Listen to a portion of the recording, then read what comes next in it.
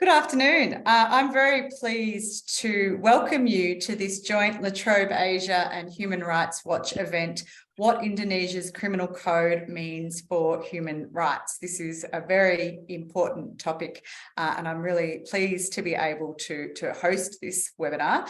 My name is Beck Strading. I'm the Director of Trobe Asia at Trobe University in Melbourne, and I would like to begin this event by acknowledging the elders of the Wurundjeri people of the Kulin Nation, who are the traditional custodians of the land upon which Trobe University sits. That's where I am currently located, and I would like to also pay my respect to their people, both past and present, and extend that respect to other Indigenous Australians who might be watching this webinar this afternoon. At the end of last year, the government of Indonesia passed a new criminal code, including a raft of controversial measures, including new morality laws and speech restrictions, including banning sex outside of marriage, insulting the president, and expressing any view that runs counter to state ideology. The criminal code implies or carries important implications for democratic freedoms in Indonesia, and there are human rights concerns about the implications, particularly for women, for religious minorities, and for gender diverse groups. So that's why we at Trobe Asia are proud to be presenting this seminar with Human Rights Watch this afternoon to help us to shed light on the criminal code and to unpack what it means for Indonesians, as well as for foreigners who live in or travel to Indonesia. So what does this new criminal code imply for human rights in Indonesia? How has the Indonesian public responded to this new criminal code? And what could it mean in the lead up to a general election next year? So I'm really pleased to be joined by our expert panel this afternoon to help us to understand this code. First, I would like to welcome Andreas Harsono, who is the researcher at Human Rights Watch in Indonesia and joining us today from Jakarta. Thank you so much for joining us, Andreas. We're also joined by Dr. Dirk Tomsa, who is an associate professor in politics and the head of Department of Politics, Media and Philosophy here at La Trobe University. Thank you, Dirk, for joining us, expert in Indonesian politics.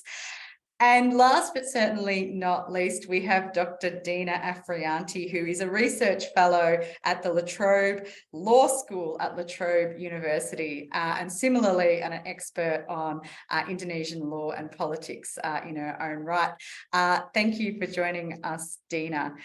So we will have some time for Q&A in the last 15 minutes or so of this webinar. Please feel free to pop your questions into the Q&A box, which you find at the bottom of your screen, and I will get to those after we've had a chance to start the discussion on this criminal code. So I'm going to start with you, Andreas.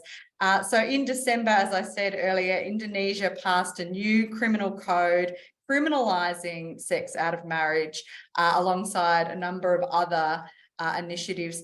So I'm hoping that you might be able to start off the conversation today by providing us some background on the bill. I mean, where did it come from and what is it seeking to do? Wow. Well, this bill had been deliberated for decades. The discussion to introduce an Indonesian-made criminal code had been going on since before I was born in the 1960s. So 6 decades on the debate. But it became serious under President Jokowi administration. It was almost passed in 2019. August 2019, but there were massive protests at the time. If my memory does not betray me, more than 30 cities having protests. Basically, the protesters, mostly young people, say that this is going to disturb their life, violating women, gender, sexual, and religious minorities. as well as freedom of expression, freedom of association. Of course, Human Rights Watch, the United Nations, and many other organizations, the Press Council in Jakarta, the National Commission on Violence Against Women, an Indonesian state body, all agree that this new law that was passed last December is violating international human rights standards. In fact, 6 experts of the United Nations wrote a long letter November last year telling the Indonesian parliament not to pass the bill as what it was. But finally it was passed. To use the word of an advisor to the vice president, it was a bill that was a compromise, quote unquote, between the ulamas and the jurists. That was a very important characterization, that it was a compromise between the ulamas and the jurists, not the political parties, but the ulamas and the ahli hukum pidana, the jurists on criminal law. It has a 3-year preparation, meaning that it will only be implemented as of December 2025.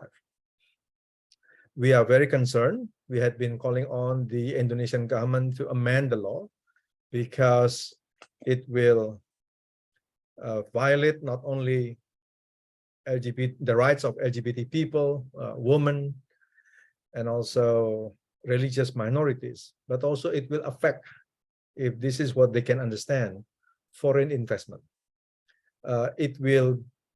This law will go into the matrix of investment in Indonesia. I had been asked 3 times by American companies and also European companies to brief them about the content of this law and how it will affect their businesses in Indonesia. Last but not the least, women's rights group, especially health and reproductive rights group, they are worried that it will affect women's health. Promoting contraception will be criminalized. Doing abortion with or without the agreement of the pregnant woman will also be criminalized. It means that for Human Rights Watch, it will increase the risk of teen pregnancy, perkawinan dini in bahasa Indonesia, perkawinan anak, children having to get married, or unplanned, unwanted pregnancy. And of course, in the long run, 2 decades, 3 decades from now, we are going to see the impact in terms of demography in Indonesia. So that is what is worrying about this new criminal code. So you've given us a sense of some of the specific implications, and I'm hoping that we can dig into, as you call it, the content of the law a little bit further here, Andreas. I mean, Human Rights Watch Indonesia has described this as disastrous, violating the rights of women, religious minorities, LGBTQI plus communities, and undermining, as you mentioned before, rights to speech and association. So I was wondering, whether you could give us a little bit more about the specific ways in which the criminal code will violate these rights, and some that you've already mentioned, but also maybe a sense of what's at stake for these groups. What are some of the punishments that are being proposed within the law? For instance, on extramarital sex and living together, the government like to say, don't worry, there are safeguards on it. Of course, there are articles that says only parents, children, or spouses can file a police report against married or unmarried individual if they are having extramarital sex. since same-sex relationships are not legally recognized in Indonesia, the provision effectively criminalizes all same-sex conduct. It will also subject sex workers to criminal prosecutor. Couples who live together as, quote, husband and wife, unquote, without being legally married can be sentenced up to 6 months in prison. And many other prison sentences. For instance, on abortion. Medical workers who help a woman to have an abortion, with very few exceptions, defect or rape or incest, they will also be sentenced to prison term. People, non-medical workers who promote, let's say, condoms or morning after pill can be criminalized. Again, some years in prison, some months in prison. It will diminish free exchange of vital health information, including by teachers, because teachers are not medical workers, by parents are supposedly not medical workers, the media, journalists, and community members, and especially for volunteers. There are so many volunteers, relawan in Indonesia on family planning. It set back women's and girl rights under international law to receive sexual education, as well as protect their sexual and reproductive health and make their own choices about having children.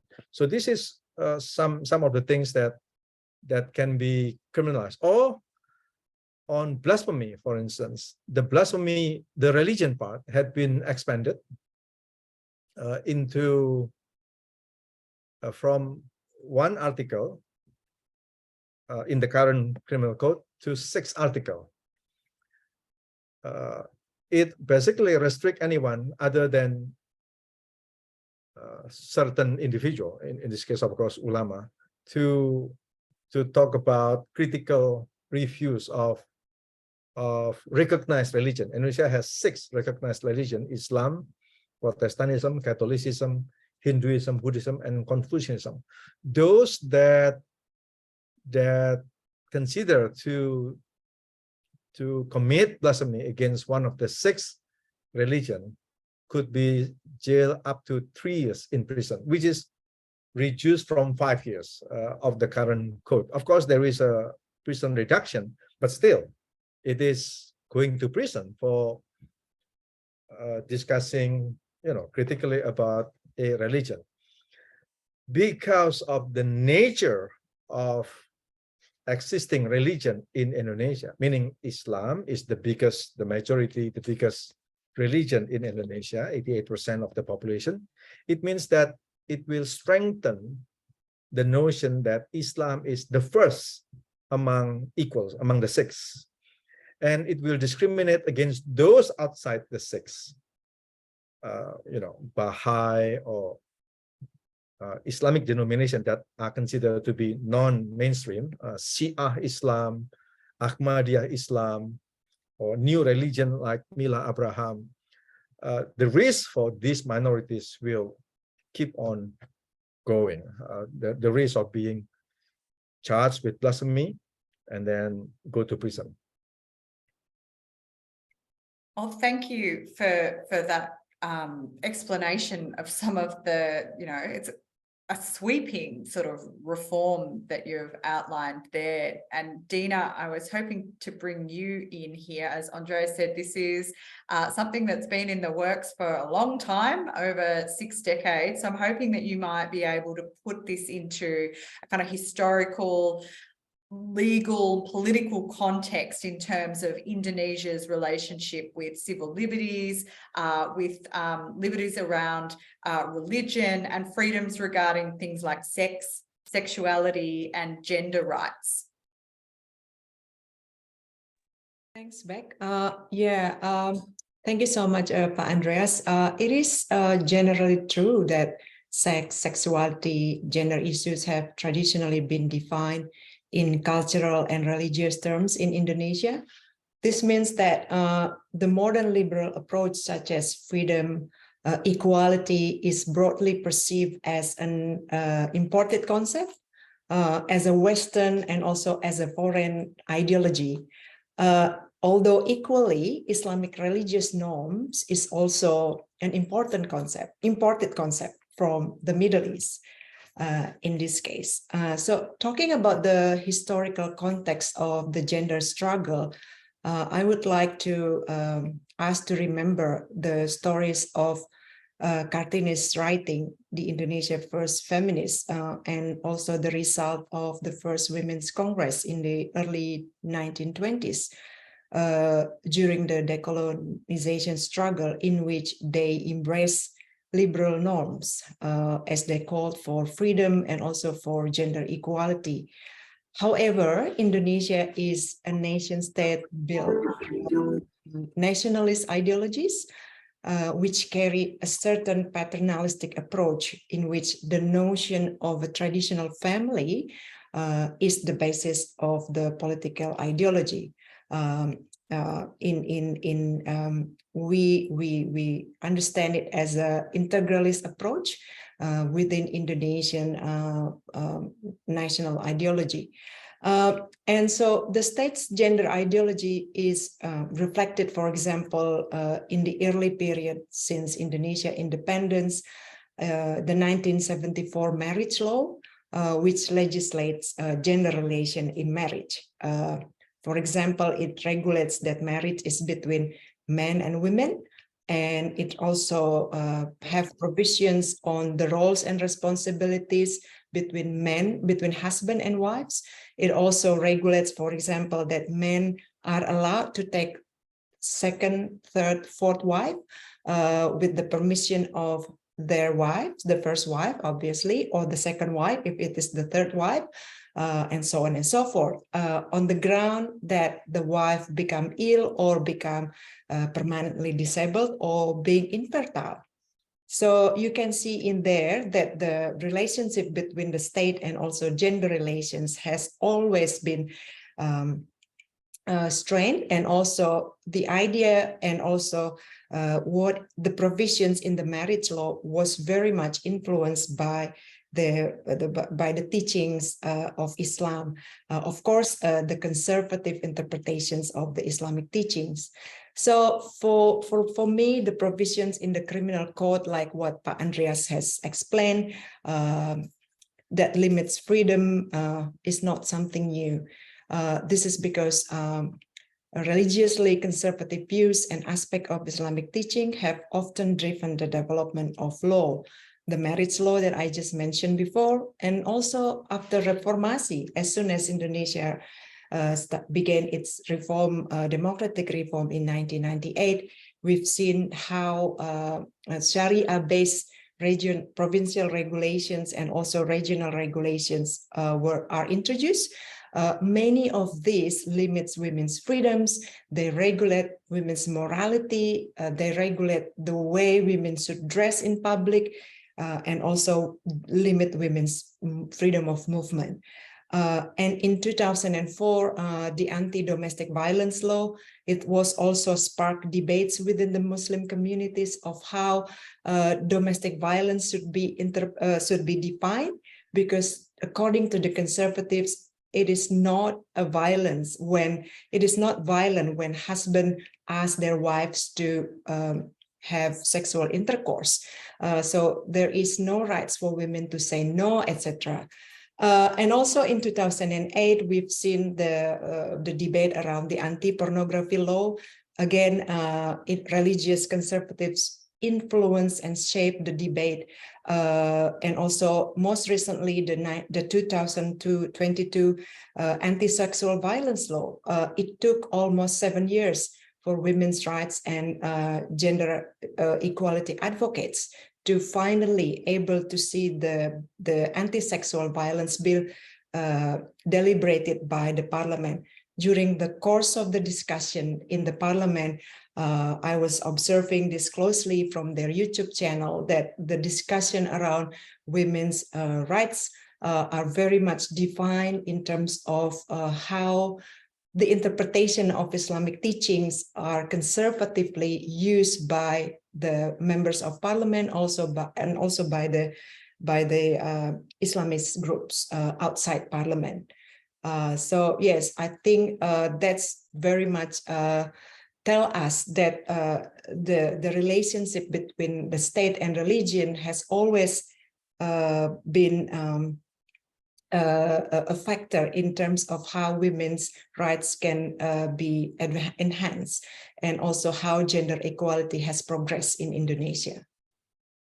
And I wanted to press you on the role of religious conservatism in particular in shaping this decision, and picking up on a couple of things that Andreas said earlier around, you know, the fact that this was a compromise, and also going back to this idea that this is something that has been going on for 6 decades. So I guess my question is the role of religious conservatism intensifying in Indonesia? Is that's what enabled this code to appear and successfully get through Parliament now? Is that because you know, we're seeing a deeper role for religious conservatism or conservative interpretations of religion? Yeah. Yeah, the criminal code is, I would say, is a continuation of the heavy influence of religious conservatives in lawmaking. During, like I said previously, during the parliamentary committee consultation over the anti-sexual violence bill, for example, I can see how religious conservatives are strongly motivated to prevent or remove any influence or any values, any values they believe to be Western social norms. For example, the provision around consent in sexual relation in the draft bill, in the anti-sexual violence draft bill, is seen by the conservative members of the parliament and also conservative groups outside parliament as endangering Indonesia's cultural identity, and that consent, the idea of consent in sexual relations, belongs to the Western society only. So to me, to understand that it is also important to see this in the context that that Indonesians live in an increasingly religious society where Islamic norms are considered acceptable and should be the sole basis to regulate the state and society. So the result is, the way I see it, that in a democratic Indonesia, we are witnessing a trend in which political leadership are co-opting or even collaborating with conservative forces. And this Indonesian observers can see this happening since as soon as Indonesia began its democratic reform. And obviously, I think it started quite obviously since 2005 under the SBY presidency. So in the past decades, I think in my personal experience, I've been witnessing how society becoming more religious and how religious practices are becoming more widespread, and people are more into showing it and demonstrating it in public, which is something that is quite different with Indonesia in the 1990s, for example, or Indonesia in the 1980s.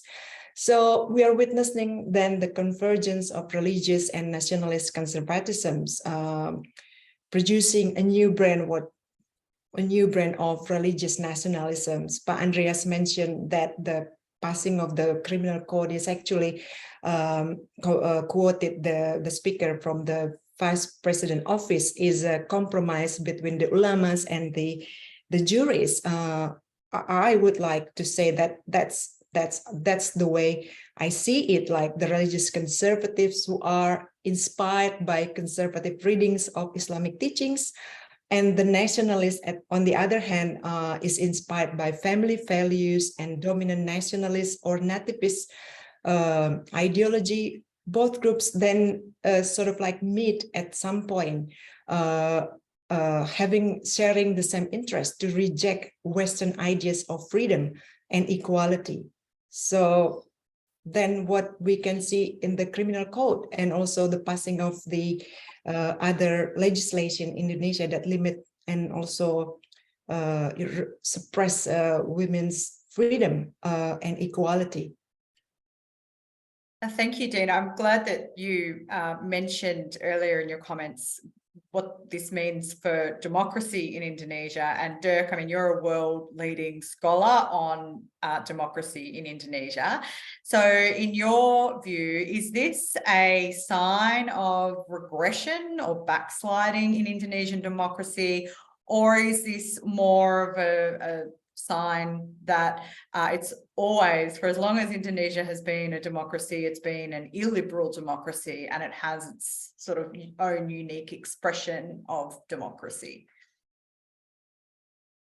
Well, it's hard not to see as a sign of further regression, especially because I think throughout last year, 2022, it seemed as if this trend that has been going on for several years now was slowing down a bit. Dina mentioned the anti-sexual violence bill that was passed in 2022, seemingly against the trend, seemingly against the odd, after 7 years of deliberation and a really strong concerted effort by women's rights groups to push that through. There were also a few other sort of developments perhaps in 2022 where it seemed as if the democratic decline had sort of reached its limits, perhaps. If you look at what's been happening in Indonesia since, say, 2016, 2017, almost every year things seem to be getting worse. There seem to be more curbs on political freedoms and civil liberties. The government seemed to take an even harder line towards criticism, etc. It seemed as if that had sort of plateaued perhaps a bit in 2022. There were no, new drastic legislation. For example, if we think about the previous years where we had this controversial omnibus law on job creation that impinged on various freedoms, on environmental protections, on labor rights, etc. We had in 2019, the revisions to the law for the Corruption Eradication Commission, which significantly weakened that commission.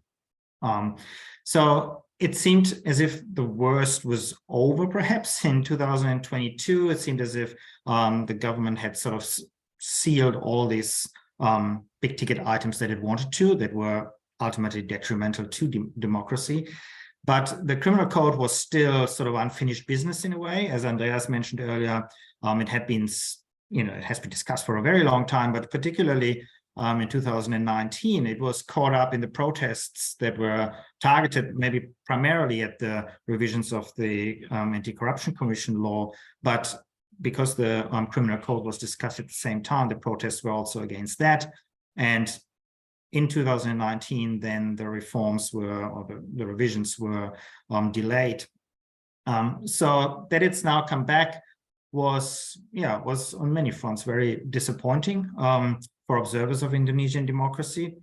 So it's hard not to see it as a further step sort of towards regression. Of course, Indonesian democracy since 1998 has not progressed towards the Western style liberal democracy. That might be true. But nevertheless, before, say, 2014, 15, there was a lot more public space for dissent, for criticizing the government. There was not such a really seemingly overwhelming comprehensive control of political institutions by oligarchic interests. All of that has intensified. The role of the military has picked up again under the Jokowi presidency, particularly in sort of hotspots like Papua, but also in various projects that Jokowi is pursuing for his infrastructure drive. So there have been, numerous signs that say since 2016, 17, things gotten worse. It seemed as last year, perhaps, that as if that trend had sort of come to a bit of a halt, or at least slow down. But the criminal code seemed to sort of pick that up again. One thing that I would like to say in that context is one characteristic, perhaps, of this democratic decline in the last few years was that the political atmosphere was quite tense between the Jokowi government and the conservative religious groups on the other hand. Many of the Jokowi government's sort of illiberal measures that they took were targeted at the religious conservatives. But now what we saw in the criminal code, what's been described as a compromise, I don't really see it as a compromise, because in a compromise, both sides have to make some concessions, right, and don't get what they want, right? But it seemed in this criminal code, both sides that had been at odds for so long in the last few years, it seemed as if they got almost everything they wanted in this, right? There was a meeting of the minds, right? The conservative nationalists who were concerned about the state institutions, like that the president must not be insulted, and that Indonesia needs its own penal code, rather one inherited from the colonial era, etc. They pushed through this sort of nationalist conservatism, and the religious conservatives on the other side, they pushed through a lot of these moral issues that they have been wanting for a long time. So yeah, for progressive liberal Indonesians, minorities, women, this is a pretty bad outcome.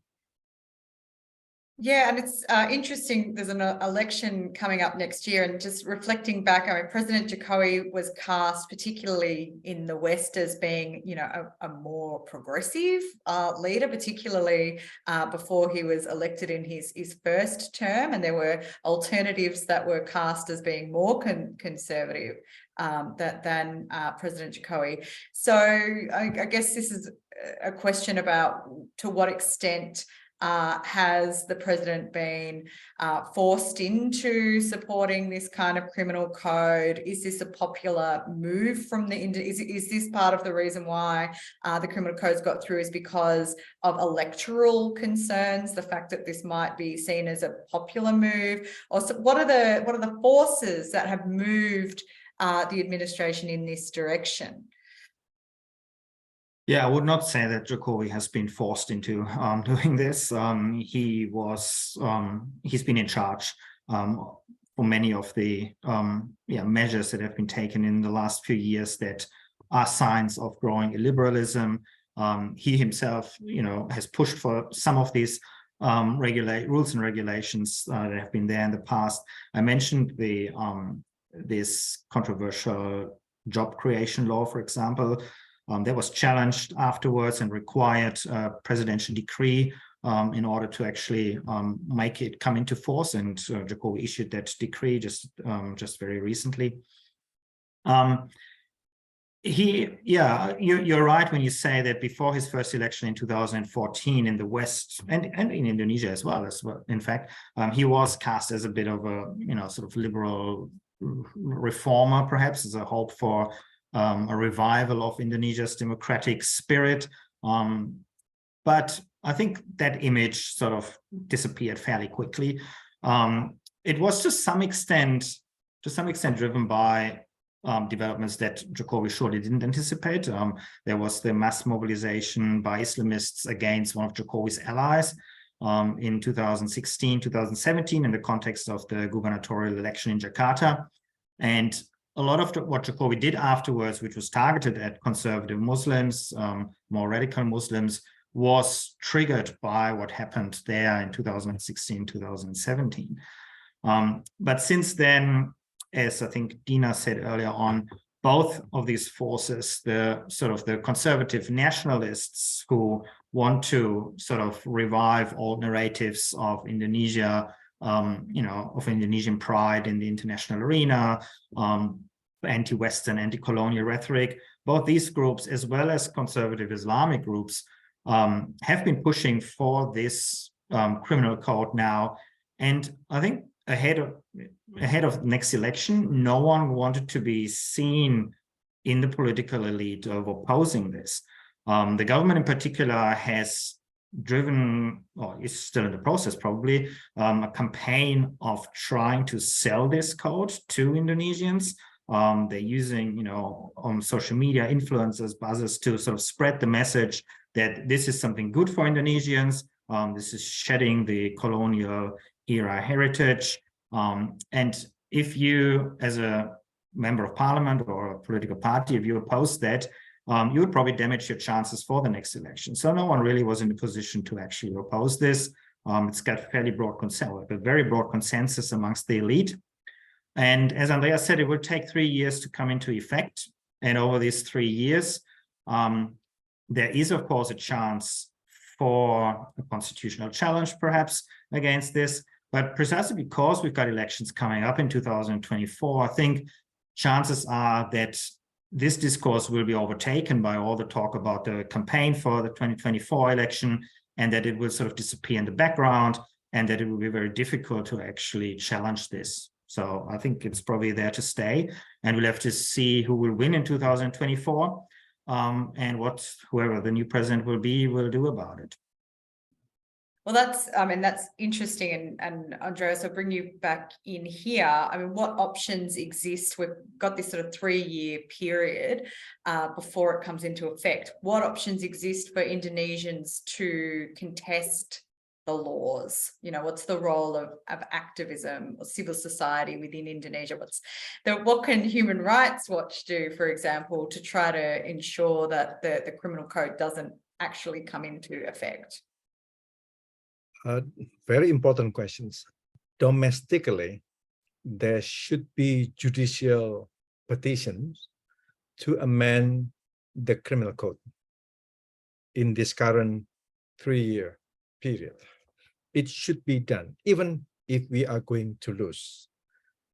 But now, internationally, it is important to ask countries, friends of Indonesia, including Australia, including European Union, including the US, Japan, and even China, to ask the Indonesian government to pressure, especially businesses, because many of these businesses are, you know, Apple, Google, whatever, they are doing businesses in Indonesia.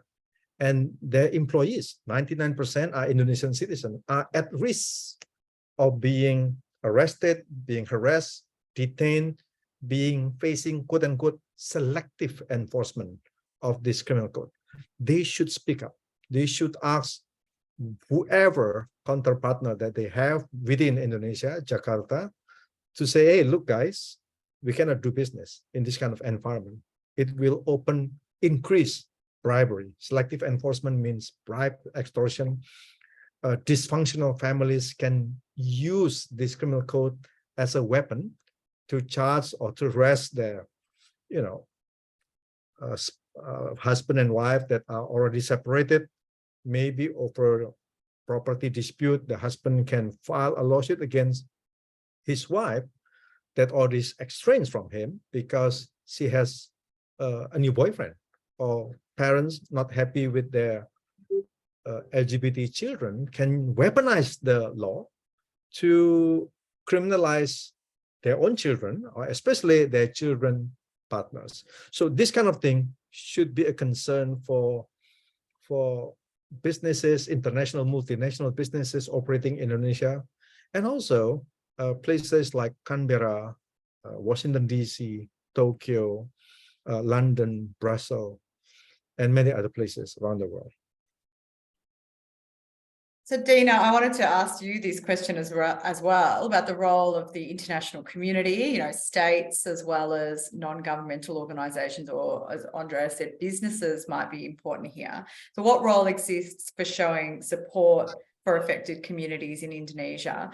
Because it seems to me like there might be a bit of a tension or a problem for international community intervention if there is this really strong narrative that is anti-colonial and anti-West. Then international pressure might actually sort of consolidate that narrative and force the government to double down rather than to change. I'm wondering whether you see that as a potential issue for how international activism might be able to create change. Yeah, thanks, Beck. Yeah, I think the scope for international influence is, I would say, relatively limited. In my experience, it is important, I think, to base any commentary or analysis on the existing constitutional, legal, and policy framework.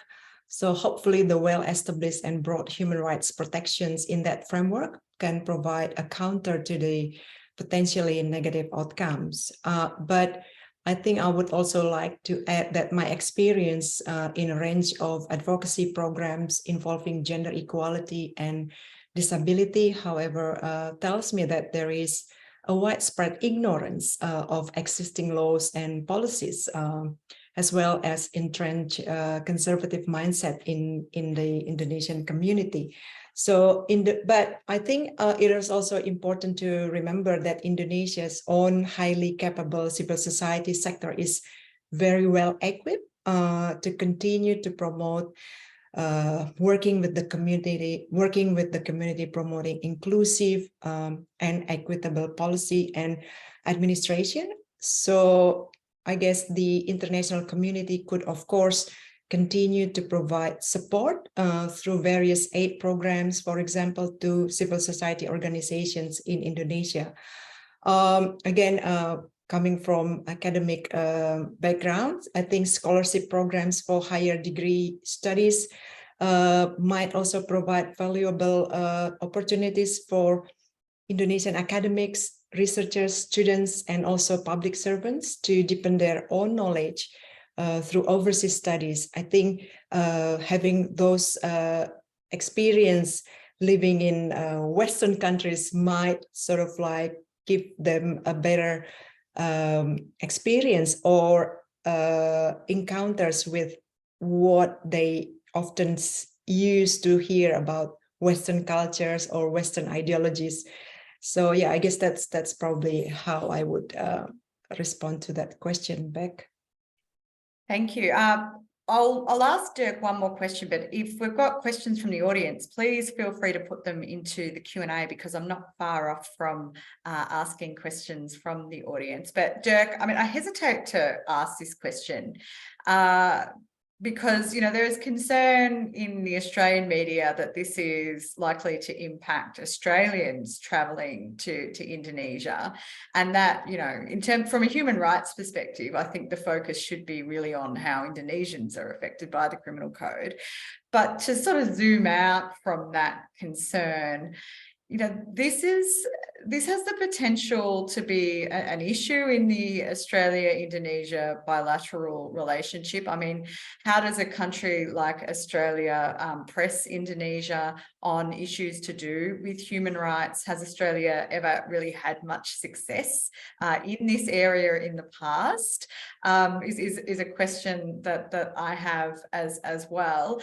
And also there's a bit of an issue with how Australia sees its strategic interests in the region. It wants to develop bilateral relations with Indonesia, and in the past it has tended to prioritise a good relationship in a pragmatic or a realist way rather than perhaps a principled or values-based way. So I guess this is a long-winded way of asking, how is this likely to affect Australia-Indonesia relations? And do you see Australia really doing much about it? Well, well, I think you've in the question there were already parts of the answer, I suppose. I don't see that Australian policy towards Indonesia will change dramatically because of that. I think it's quite likely that, you know, through diplomatic channels, disquiet may be expressed. But overall, there are bigger issues at stake for Australia in the region, as you say, strategic interests, economic interests that are probably likely to prevail. I also, Andreas raised the role of international business in this. I wish that, you know, international businesses were paying more attention to these kinds of issues, but I think the track record there is probably not particularly strong. So I'm a bit skeptical as to the impact that this will have on Indonesia's relations with other countries, as you said, especially now that it has just been passed in the run-up to the election. I think it might even be counterproductive because there will probably be a lot of nationalist posturing in the run-up to the election.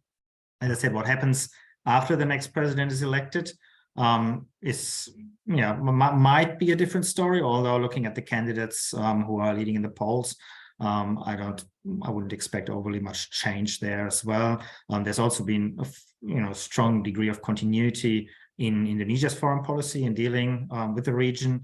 So yeah, I'm not sure. I think it's primarily really a domestic issue. As we said, it's Indonesians will be affected by this. I mean, the odd foreigner may be caught up in it here and there, but ultimately, yeah, it's an issue for domestically for Indonesians to challenge, to try to put pressure on the court system, on the government to perhaps review it as in the law or certain passages, and at least to keep the conversation about it up. As Andreas said, a challenge might fail, but as long as it remains in the public domain, it shows that it's not just taken on board by everyone without dissent. So yeah, that would be, I suppose, my answer to the question. Yeah, it's a really difficult one, I think, for the international community more broadly because of the issues around, obviously, sovereignty and intervention, but also the stickiness of the narrative around the anti-colonial, anti-West. This is like the idea that, human rights are some sort of Western construct seems to be quite a powerful one that is difficult to undo.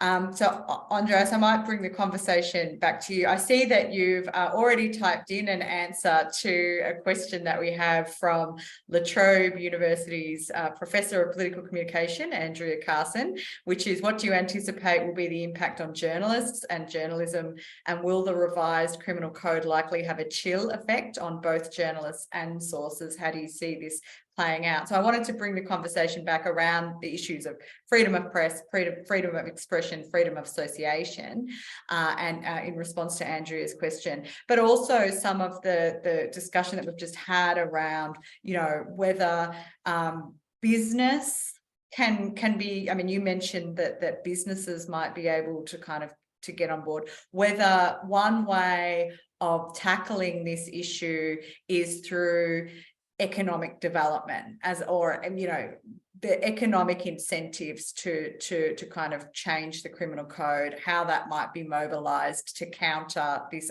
other narrative around anti-West, anti-colonial, values. Me? Okay. I would like to show you an opinion piece today at the Jakarta Post. If I may share the screen. Yep, sure, go for it. Sure, there you go. It is on, can you see this screen? Yep, so I can see a slide, United Nations statement on the criminal code. Oh, sorry, wrong. This is the wrong screen. I have to go into, where is it? There you go. Here it is. Yep, from the Jakarta Post, we can see an article. This is an opinion piece published today. A century of the Nahdlatul Ulama. Aswaja, or this is Sunni basically. Fiqh is theology, new platform of Islam, by Ahmad Suwaidi. Today, February 7, 2023. Why today? Because today the Nahdlatul Ulama, the largest Islamic organization here, is celebrating its 100th century in existence. There are two paragraphs that I would like to read for all of us here. Among Islamic and Muslim majority states, the UN's existence has never been questioned because it strongly legitimizes their statehood and recognizes their boundaries. However, the Universal Declaration of Human Rights has never been accepted or adopted fully by Islamic or Muslim majority state, which consider the declaration is contrary to or at least different from Islamic Sharia. As a result, equality of citizens, including for Christian, for non-Muslim, for women, for LGBT people, is still a problem in many Islamic and Muslim majority states. I agree. Yeah. Almost all Islamic and Muslim majority states place Islam high as the basis for their constitution, which has an implication in the treatment of their own citizens, the minorities. Next sentence is the implication of this on the, even in Indonesia, this one, whose constitution is not based on Islam, but on the state ideology Pancasila and the state motto unity in diversity, the Muslim majority is still often involved in discrimination by enforcing the state to support them. So if we take a look at report after report that had been published for, in this case, Human Rights Watch, we can see that the discrimination against minorities in Indonesia is not a new one.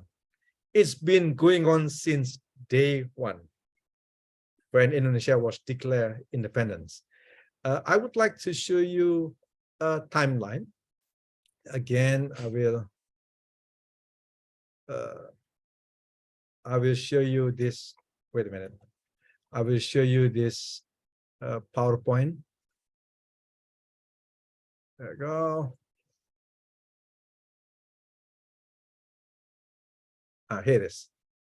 If we take a look at this timeline, discriminating gender, sexual, and religious minorities, starting in 1946, when Indonesia established the Ministry of Religious Affairs. 1942, the definition of a religion. A religion is a religion if it is a single God, monotonous God. A prophet, some prophets, a holy book, and a global network, discriminating many smaller ethnic religions in Indonesia. 1965, President Sukarno decreed the blasphemy law, maximum 5 years. Now, with the new code, is 3 years. 1982, Suharto established the Indonesian Ulama Forum, Majelis Ulama Indonesia, which facilitate the discrimination against non-Muslim minorities. In 2001, where Sumatra issued the first mandatory hijab regulation in Indonesia, now Indonesia has at least 64 mandatory hijab rules, effective in 24 out of 34 provinces. 2004, the parliament moved the blasphemy law office from the Ministry of Religious Affairs to the Attorney General Office, meaning that now, as of 2004, the blasphemy law office has the power to charge anyone considered to commit blasphemy. 2006, President Yudhoyono shifted the principle of religious freedom into religious harmony with the majority-minority approach in permitting the building of a house of worship. 2014, Aceh Parliament passed the first Islamic criminal code in Indonesia. And last year, the first, of course, Islamic-inspired criminal code nationwide. So that is the timeline. This is to reiterate what Ahmad Suwaidi wrote today at the Jakarta Post. So this is been going on for more than 7 decades since independence. Thank you for that. We've got a couple of other questions here that I might, Dina and then Dirk, I might get you to respond to some of this as well. One of them is that it's just on the back of Andrea's question about journalism. It's not just journalists, but it's also writers, people in theatre, painters, artists who are concerned about the implication of the laws for their work. So Dina, maybe you've got some reflections about the legal implications for artistic communities. But also there's another question here about what the panelists make of the media coverage of the issue internationally in Southeast Asia and inside Indonesia. For example, there has been a lot of criticism of the quote Bali bonk ban framing, and what could journalists and analysts do better? Maybe Dirk, you've got a view on that particular question, but Dina, I might pass the virtual microphone over to you. Thanks, Beck. I'm not sure if I can provide answer to the questions in regards to arts, since it's not, I have no knowledgeable enough to answer that questions. But I probably can share some of the impact on this criminal code to civil society activists, in which case they are also now scared of mentioning the term or the word LGBTIQ, for example. So they're very aware that there are risks for bringing that up in their conversation when they talk about equality, when they talk about discriminations, because often for civil society activists, the minority groups that will comes to the conversation is not only women, but also people with disabilities and people with different sexual orientations. So that criminal code really, in everyone's mind, and that, in my last visit to Indonesia, for example, they're worried about, accidentally saying that words, because that might be considered, you never know who is in your in that place, who people who are coming to your events, or so, and people can just bring that up to the authority, and then that's it. So yeah, I guess probably not answer your questions, but probably can offer you some other example of how the impact of this code to the civil society movement. No, the really important points that you've raised there, Dina, and of course, the other affected community might be academics and the ability to do research on and in Indonesia. So Dirk, I know I asked you a question about the international reporting of this issue, and I would like to get your thoughts on that. But if you also have any thoughts on whether this criminal code has implications for academic research, it would be good to hear as well. Yeah, well, the bigger context for that is that I mentioned earlier that there have been a whole range of controversial laws being passed in the last few years. There was also a science law passed, I think, in 2021, if I'm not mistaken, and a new agency to organize and coordinate research in Indonesia. And if those two developments in combination with the new criminal code certainly has many academics worried about doing research in Indonesia, especially on sensitive topics. But I wanted to add just briefly also on the previous question about the arts, writers. I think there were very similar concerns after the passing of the anti-pornography law in 2008, how that would impact artistic expression. And I think if you look back now at how long that's been in place, it could be read both ways. Ultimately, there have been a relatively small number, I suppose, of high-profile cases where artists have been affected by that law, but there have been cases. And the fact that the law is there has this effect on many artists that they think twice now what they put into their works, right? And with the criminal code now being passed, it adds an additional layer, I suppose, of which might trigger, self-censorship in artistic expression, just simply in order not to touch on any sensitivities, whether that's related to sexuality or to religion. So yeah, it certainly is adding another layer to this. As far as the media coverage outside Indonesia is concerned, I think my concern when reading some of the coverage was mainly that one can understand that foreign journalists have to speak to the audience in their countries, but the focus should really be first and foremost on Indonesians who are affected by this, rather than tourists going to Bali who may be caught up in this. The main targets of this law are Indonesian citizens. They will be the ones mostly affected, and it would be good if foreign journalists could also highlight that. Couldn't agree more, Dirk. So thank you to our panel. I'm afraid that we are all out of time this afternoon, but thank you to Andreas for joining us in Jakarta, and Dirk and Dina. That was really insightful, and I'm really pleased that we were able to develop, I think, a stronger appreciation for what the criminal code might mean, and to put it in that historical, political and legal context. So I'm really grateful for your time and for sharing your expertise. And for those in the audience, please follow us on Twitter at Trobe Asia, or join our mailing list to find more details for online or hybrid events, as well as Trobe Asia publications. But for now, I wish you all a good night. Thank you.